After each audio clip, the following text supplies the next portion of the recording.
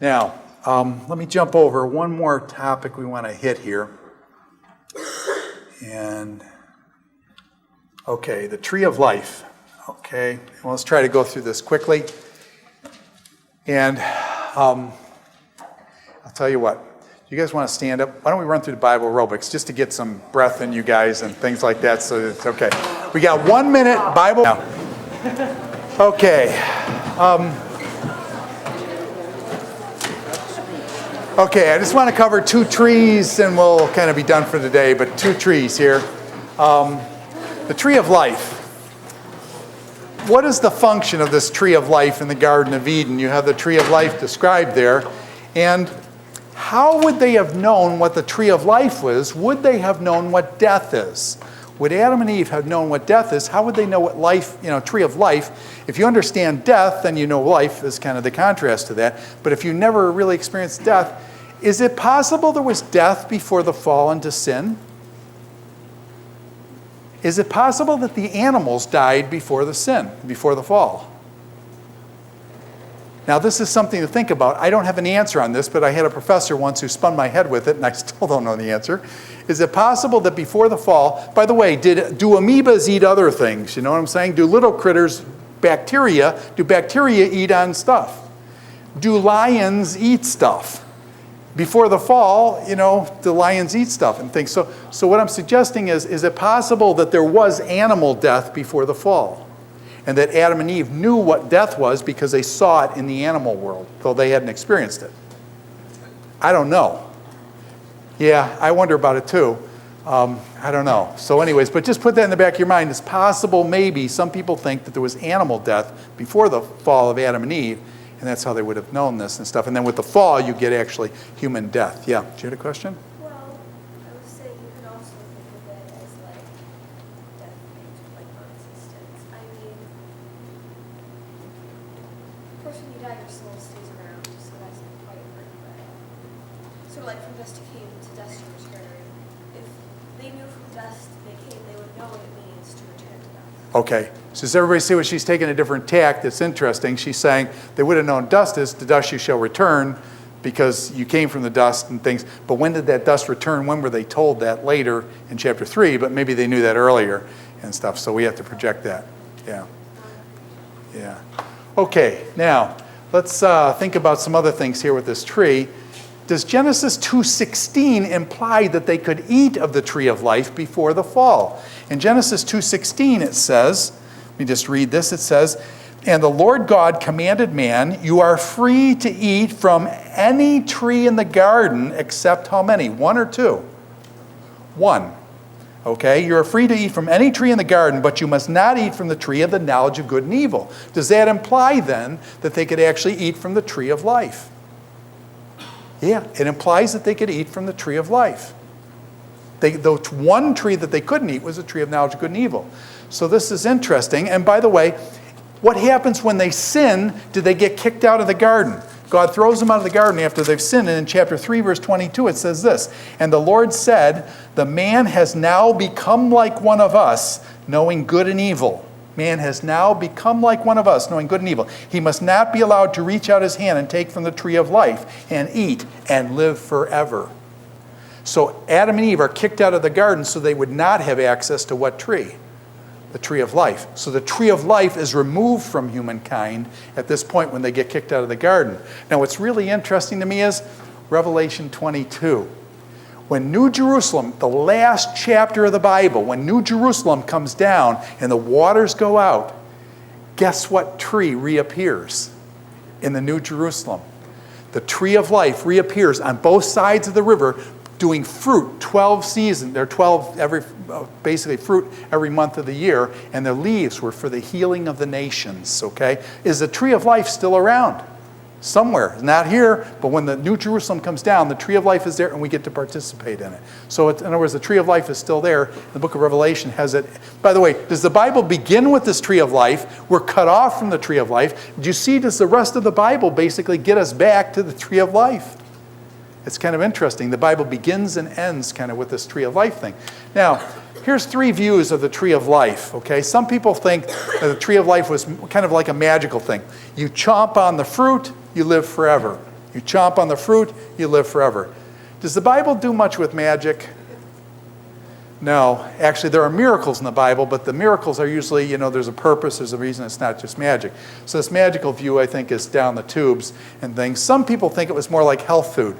It was the perfect kind of food that was balanced and stuff. If you ate this tree of life, it was the perfect combination of, it was like walnuts, okay? A lot of omega-3s and stuff, and so you eat a lot of walnuts, you kind of live forever. I'm just kidding, okay? But not really. Walnuts are good for you, but anyways, okay, perfect health food. Does there really seem the perfect health food when you're reading the Genesis context on this? The perfect, now, again, it doesn't seem that. Here's a suggestion, the one that I buy, that I think is interesting. I think it was Gordon Wenham in his commentary on Genesis suggests that the tree of life was a sacrament. That is, the tree of life, by eating the fruit, it didn't, give you the nourishment to live forever, but the tree of life was like a sacrament. When I say sacrament, what comes to your mind? Sacrament is the Lord's Supper, the Eucharist. In the Lord's Supper, the Eucharist, you take the cup, and this cup is my what? Is my blood, the new covenant. Question, is it really his blood? No, we're Protestants. No, it's just, you drink it. It's grape juice or wine, or I've had apple juice sometimes, even Kool-Aid one time. Anyways, I don't recommend the Kool-Aid stuff. Enough Kool-Aid drinkers in this world. But anyways, but let me get back. So the cup stands for the blood of Christ. The cracker, you break the cracker, unleavened bread, you break it. This is my body, which is broken for you, that kind of thing. So the bread stands for his body, which is broken, the blood for the cup and things. So they stand for something. Now, by the way, can you violate those images? Remember in 1 Corinthians, he says, don't eat the Lord's Supper unworthily.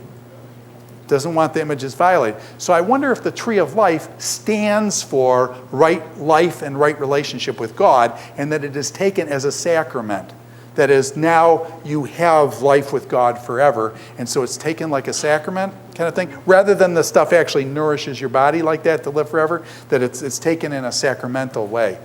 Does that make sense? Again, this is hypothesis, but to be honest with you, I like that. It makes a lot of sense out of a lot of things. And so I take it as sacramental and things. So, but anyways, now the tree of the knowledge of good and evil. Now this one's a little tricky. How would Adam and Eve know what evil was? How would Adam and Eve know what evil was? If somebody has experienced only the good and never evil, what do we call that kind of a person? A person that knows only good, they've never experienced evil. What do we call that kind of a person? Blessed, right? Okay. He actually used the term down here. Did anybody use the term naive? What were you going to say? Ignorant. Okay. I want to kind of put a better face on that. Actually, that's probably went through my head too, but I want to use the word naive. Is naive a little better? Okay. In other words, the person's naive. Okay. They've never experienced evil and things, and you know how that goes. Okay. So what did evil mean for Adam and Eve before the fall? Why would God put this tree in the garden? I mean, this tree of knowledge of good and evil, why was it put in the garden anyway? And I've got a couple suggestions here. One is that I think choice is necessary for a moral agent. If a moral agent never makes a choice, are they really a moral agent? Right? Do you see the importance of making a choice? And so a choice is put there because human beings needed to make a choice. Is that one of the problems of college? Is it possible to study all sorts of things theoretically in college? Is it a very different thing to make a choice, to choose something? Very different, okay? Is it possible to talk about war at Gordon College? Is it possible to talk about killing someone else at Gordon College in a theoretical way? Is it very different for my son to go to Afghanistan and have to decide whether he's going to pull the trigger to end somebody's life?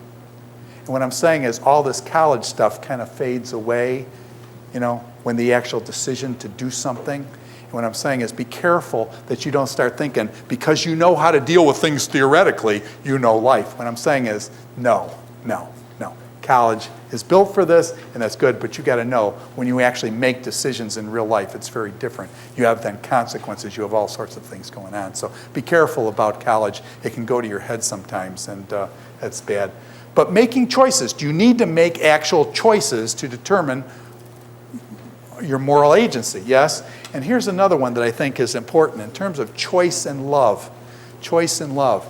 Did God make us so that we had to love him, or did God give us a choice? God gave us a choice. And what I'm saying is, would you like to marry somebody who was forced to marry you? They didn't have a choice. They had to marry you. Okay? Would that be... Do you want someone to choose to love you? Does that choice of someone to choose to love you, does that mean a whole lot? Yes. Okay? And so my guess is that God says, I'm not going to force them to love me. They get to make the choice. Will they love me or not? And what did humankind do? Now, you say, I don't want to love you. By the way, has anybody ever told you that? I mean, I think, you ever go out with a girl and stuff and she dumps you? Does that hurt? Like bad? Hurt? You ever girl's been out with a guy and a guy just dumps the girl and stuff like that? How does that make you feel? I mean, do those things hurt at the core of your being? Now, God basically is told by man, what? Hey, we don't want you.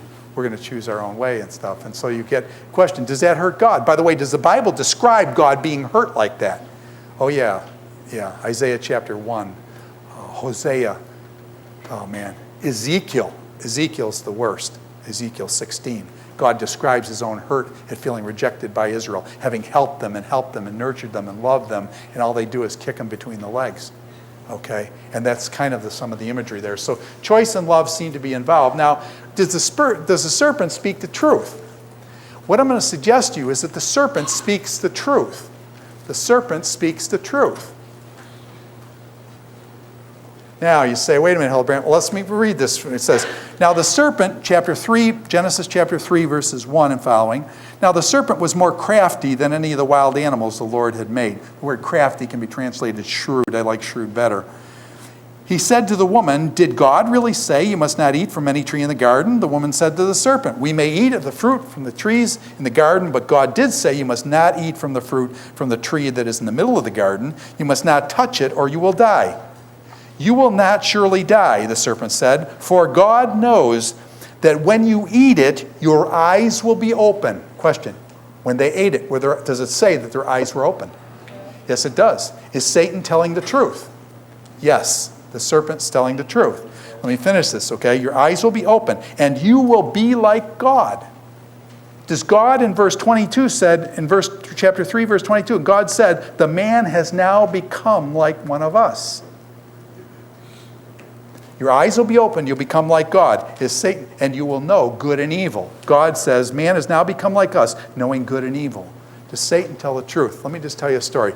Once upon a time, my daughter played basketball in 6th grade. She played with this other girl. This other girl lied all the time. No, seriously. She lied to everybody about things that didn't even matter. Did everybody in the school know that this girl was a liar? Everybody knew it. Question, did she ever fake anybody out, or did everybody expect her to lie? Everybody expected it out of her. The only person she really fooled was whom? Or was who? Herself. She had herself. She thought she had everybody faked out. Everybody knew what she was up to. Is Satan always a liar? Does Satan quote Scripture? When Satan comes after Jesus in the temptation in the wilderness, does Satan quote Scripture? He takes Christ up to the pinnacle, says, throw yourself down. Psalm says his angels will bear you up. Satan is quoting Scripture. Are Scriptures true? Yes. Does Satan speak the truth? Now, let me just tell you a secret about rat poison. Sorry. When you put out rat poison, you put it in good hamburger. Now, is that hamburger good hamburger that you could eat? And 99% of it is good hamburger. But what's the problem? It's 1% poison. The rat eats it, and what gets it? The 1%. The other 99%, is that good, healthy hamburger? Yes. Okay, what I'm saying is, a person that tells the truth, and with a small lie in question, is that the one that fools? With Satan, he tells the truth. Question, in the midst of the truth, does he have embedded a wicked lie that will destroy them? So what I'm saying is, be careful. What I'm saying is this, is Satan an angel of light? Or is he Darth Vader that's always evil? Is Satan an angel of light?